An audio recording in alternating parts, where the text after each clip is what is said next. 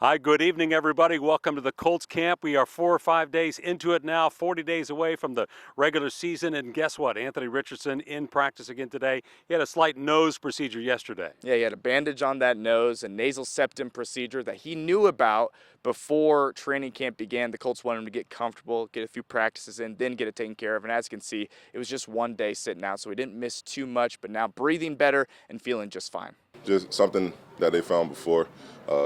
I don't know why I waited so long, but I told them about it, and they were like, it's best for me to get it fixed now instead of it getting worse throughout the season.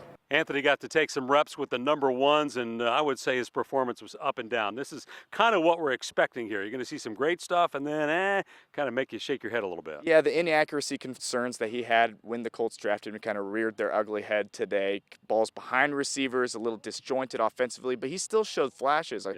Coming to mind is a 35-yard pass across the middle to Michael Pittman Jr. right in stride. That got the crowd going. Like you said, we're going to expect this from a rookie QB, still getting those intangibles of being a quarterback. It's definitely different, different from every level. You're playing against the best of the best. Regardless of what group you're going with, everybody's out there working. So it's just a matter of getting the momentum down pat, staying locked in mentally. You're going to have ups and downs, but it's just a matter of, keeping your head cool, calm and collected, and just making plays. All right, let's take a look at the wily veteran. Gardner Minshew looked pretty good. I thought he looked fantastic. In fact, I told somebody today, I said, wow, I didn't realize he was so good. He did a nice job inside the red zone today. Yeah, 3 for 3. I think 3 consecutive touchdown passes to start practice. I mean, look, this is why the Colts brought him in, to kind of usher Anthony Richardson along. But if that goes a little more slowly than expected, this is a guy who can win you games, and he showed today. I mean, he had pep in his step, was getting the crowd into it, and he was delivering accurate footballs to the wide receivers. Gardner pleased with his day. There's always good, there's always bad, things you want to do better. I feel like the energy, the competition has been great at practice. I think as long as we carry that and carry the attention to detail, we'll be good. I think always, you want tomorrow to be a little better than today, though.